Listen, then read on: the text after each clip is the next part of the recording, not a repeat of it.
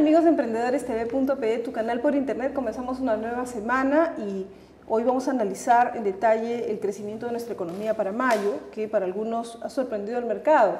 El crecimiento se ha dado en 6,47% y hay dos elementos: construcción, pero principalmente industria. Justamente vamos a empezar analizando ese tema con Mario Guerrero. Él es analista principal del Departamento de Estudios Económicos del Scotiabank, a quien ya saludamos. Señor Guerrero, ¿cómo está? Bienvenido. ¿Qué tal, Corina? ¿Cómo estás? Buenos días. Empezamos una nueva semana y con buenas noticias, ¿no? Al menos un tanto más alentadoras, aunque según vemos, según la encuesta del Banco Central de Reserva, la confianza del consumidor ha caído unos 6 puntos aproximadamente.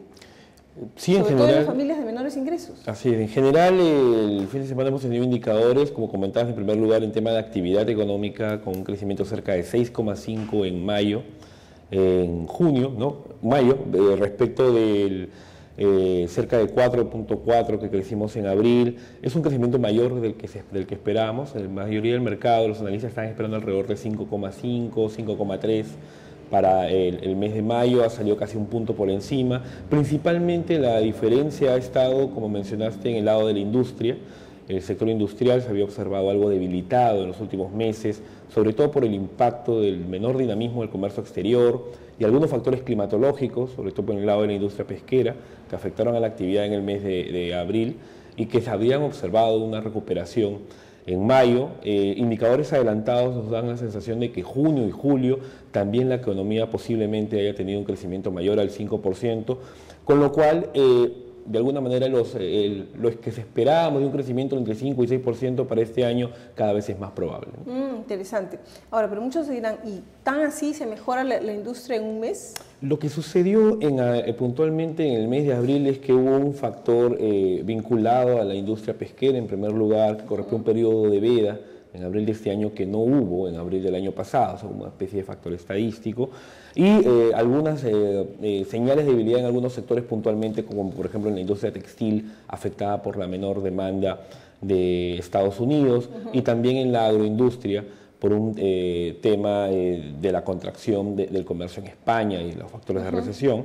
Pero sin embargo, algo de recuperación ha habido en base a la diversificación de nuestras exportaciones y posteriormente también a ciertas condiciones climatológicas que han jugado esta vez a favor, ¿no? Ya es conocido que estamos atravesando por un periodo, un fenómeno del Niño de intensidad débil.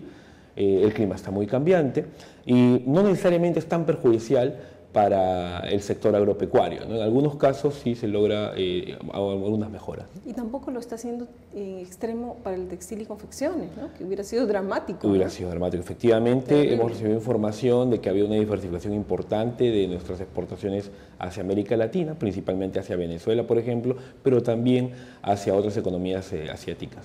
Ahora, ¿construcción se recupera? ¿Es menos? Yo creo que construcción ya está manteniendo un ritmo de crecimiento dentro de lo esperado, creciendo alrededor de 15%, ya venimos varios meses observando crecimientos de 2 dígitos.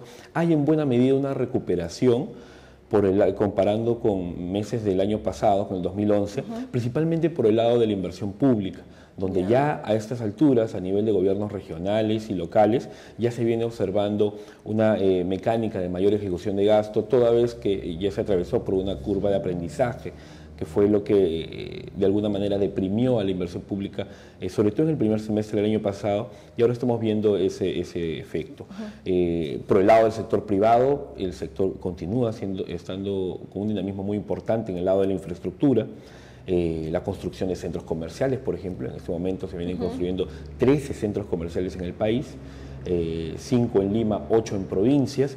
La expansión de los edificios por departamentos, con los cuales vemos, y eso se ve reflejado con el crecimiento de los créditos hipotecarios, tasas cercanas al 25% anual y manteniéndose constante, y la misma dinámica de las empresas cementeras, que nos dan la sensación de que efectivamente es un sector que está siendo en estos momentos el impulsor de la actividad económica, ¿no? Felizmente, conjuntamente con otros sectores vinculados a la demanda interna, como comercio y servicios, que en los datos al mes de mayo reflejan que efectivamente están manteniendo su dinámica de meses anteriores. Ahora bien, según la Cámara de Comercio, César Peñaranda, precisamente quien analiza el tema, dice que se viene un segundo semestre más difícil, habla por factores externos, depende también, dice, de si el niño se agudiza o no, depende de cómo se manejen los conflictos sociales, etcétera. Y por eso ellos mantienen su pronóstico de crecimiento del 4,7. ¿Esa es una visión un poco más pesimista, cree usted? Sí, es un escenario algo más pesimista. Efectivamente, esos factores que has mencionado son factores de riesgo, ¿okay? Pueden o no suceder y en todo caso hay que estar, son muy importantes tomar en cuenta, puesto que hay que estar viéndolos, efectivamente, pueden afectar nuestra dinámica de crecimiento.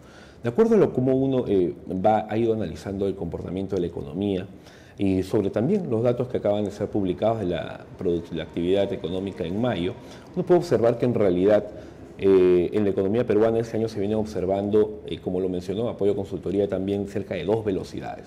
Tenemos una economía vinculada a la demanda interna, siguiendo datos de electricidad, construcción, comercio, servicios, que apuntan a un crecimiento entre 5 y 6%, cuando uno lo compara también con el empleo vinculado a esos sectores, con el crecimiento del ingreso, con el surgimiento de la clase media.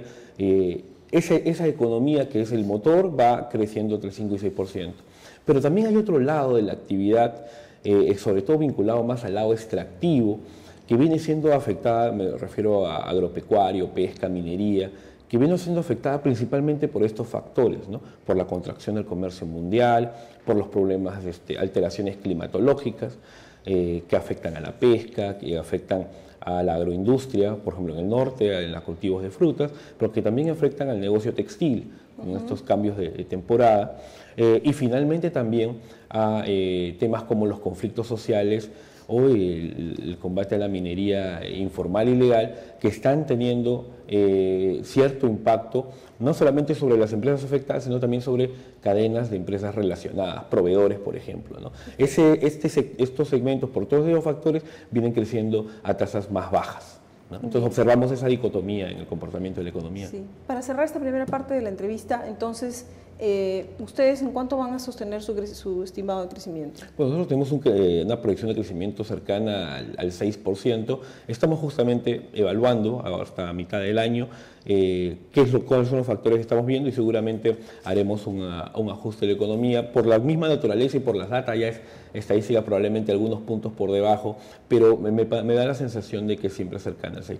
Muy bien, hacemos una pausa, pero al retornar usted tiene que seguir acompañándonos porque con Mario Guerrero del Scotiabank vamos a analizar cómo está la confianza del consumidor, porque ha caído dramáticamente, me parece a mí muy fuerte la caída. Él nos dirá qué piensa de la gente, si eso se va reflejado también en el desempeño de la economía, porque la confianza va a significar voy a gastar menos, voy a contraer mi consumo, qué va a pasar en eso. También qué pasa con China. Según se dice, hay una advertencia importante que se lanza desde fuera, señalando que la economía china no logra todavía su estabilización y dependemos de ellos porque somos nuestro principal socio comercial. Hacemos una pausa. Gracias.